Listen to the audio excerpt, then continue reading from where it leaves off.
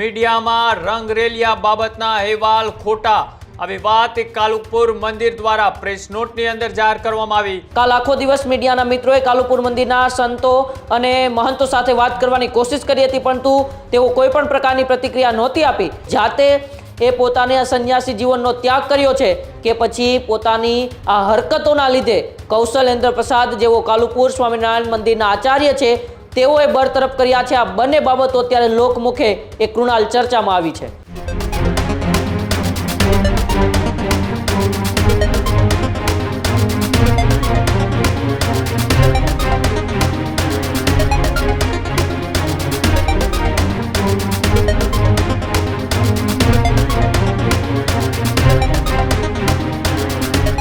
સમાચારોમાં આગળ વાત કરીએ બીજા મહત્વપૂર્ણ સમાચારની તો કાલુપુર સ્વામિનારાયણ સંપ્રદાયના સંતના વિવાદનો મામલો।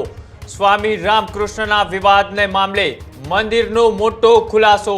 સાધુ જીવન છોડીને સાંસારિક જીવન શરૂ કર્યું હોવાનું સામે આવ્યું। ગુરુના આશીર્વાદ લઈને સાંસારિક જીવનની શરૂઆત કરી હોવાનો દાવો। હરિભક્તો અને સોશિયલ મીડિયામાં એક મહિલા સાથે હોટલમાં જોવા મળ્યાની ચર્ચા। કાલુપુર સ્વામિનારાયણ મંદિર તરફથી પ્રથમ પ્રતિક્રિયા આવી સામે। 23 ફેબ્રુઆરી 2026 સંપ્રદાયમાંથી વિદાય લીધી આવી વાત એ કાલુપુર મંદિર દ્વારા એક પ્રતિક્રિયા છે તે પ્રેસ નોટના માધ્યમથી આપવામાં આવી છે। મીડિયામાં રંગરેલિયા બાબતના અહેવાલ ખોટા આવી વાત કાલુપુર મંદિર દ્વારા પ્રેસ નોટની અંદર જાહેર કરવામાં આવી। હાલમાં તેઓ સંસારી જીવન જીવે છે અને ક્યાં છે તે ખબર નથી। હવેથી તેમની સાથે સંપ્રદાયના નામે કોઈ વ્યવહાર કરવો નહીં આવી પ્રેસ નોટ એ કાલુપુર સ્વામિનારાયણ સંપ્રદાયના જે સંત હતા રામકૃષ્ણ તેમની સામે ગંભીર આક્ષેપો છે તે લાગ્યા હતા અને ત્યારબાદ હવે એ કાલુપુર મંદિર દ્વારા આ પ્રેસ નોટ છે તે જાહેર કરવામાં આવી છે। આમાં લખવામાં આવ્યું છે કે ત્યાગ શ્રમનો ત્યાગ તેઓએ જાતે નિર્ણય કર્યો છે, સાથે જ જીવન જીવવા ઈચ્છતા હોવાથી તેઓએ ત્યાગ શ્રમનો ત્યાગ કરેલો છે અને સાથે જ તેઓએ તેમના ગુરુની મંજૂરી લઈ અને તેઓએ સાંસારિક જીવનની શરૂઆત કરી છે।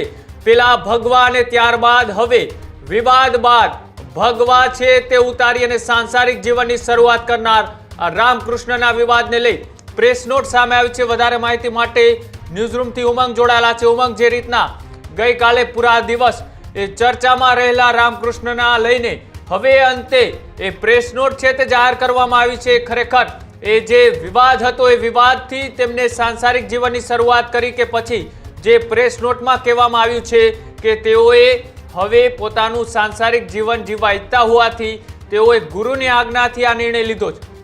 જી બિલકુલ કૃણાલ, વાત કરવામાં આવે તો કાલ વહેલી સવારથી એક સમાચાર સામે આવે છે જેમાં કાલુપુર મંદિર નીચે આવતા એક કોટેશ્વર ગુરુકુલના એ હરતા કરતા રામકૃષ્ણ સ્વામી છે તેઓનો પેન્ટ શર્ટમાં એક વિડીયો વાયરલ થાય છે। સાથે સાથે એવી પણ વાત એ સોશિયલ મીડિયામાં ચર્ચામાં આવે છે કે એક મહિલા સાથે તેઓ અમદાવાદની એક હોટલમાં રંગરેલિયા મનાવતા ઝડપાય છે અને ત્યારબાદ કાલુપુર મંદિરના હરતા કરતા અને આચાર્ય કૌશલેન્દ્ર પ્રસાદ છે તે તેઓને કાલુપુર મંદિરમાંથી બરતરફ કરે છે।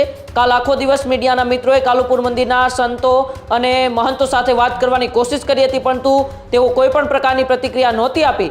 પરંતુ આજે જ્યારે એ કાલુપુર મંદિર દ્વારા એક પ્રેસ નોટ જાહેર કરવામાં આવે છે, પ્રેસ નોટની અંદર જણાવવામાં આવે છે કે કાલુપુરના સાધુ રામકૃષ્ણ દાસજીના જે સમાચાર પ્રસિદ્ધ થયેલા છે તે બાબતે સૌ લોકોને કાલુપુર મંદિર જણાવે છે કે રામકૃષ્ણ દાસ સ્વામી 23/2/2026ના રોજ સવારે તેઓને ગુરુને પોતે જ ત્યાગ શ્રમને અને પોતાના સંસારને ત્યાગીને જતા રહ્યા છે।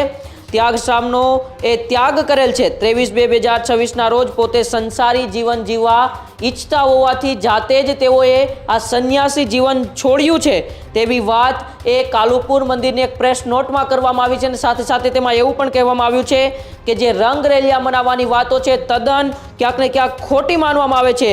હવેથી તેઓની સાથે સંપ્રદાયને કોઈ પણ પ્રકારના વ્યવહાર ના કરવા, સંપ્રદાયના નામને લઈને તે સાધુઓ સાથે કોઈ પણ પ્રકારના વ્યવહાર ન કરવા અને તેનું જવાબદાર હવે કાલુપુર સ્વામિનારાયણ મંદિર નથી તેવી એક પ્રેસ નોટ જાહેર કરતા હવે ફરીથી એ સવાલો થાય છે કે શું હકીકત રામકૃષ્ણ સ્વામી છે પોતે જાતે એ પોતાને આ સંન્યાસી જીવનનો ત્યાગ કર્યો છે કે પછી પોતાની આ હરકતોના લીધે કૌશલેન્દ્ર પ્રસાદ જેવો કાલુપુર સ્વામિનારાયણ મંદિરના આચાર્ય છે તેઓએ બરતરફ કર્યા છે. આ બંને બાબતો અત્યારે લોકમુખે એ કૃણાલ ચર્ચામાં આવી છે.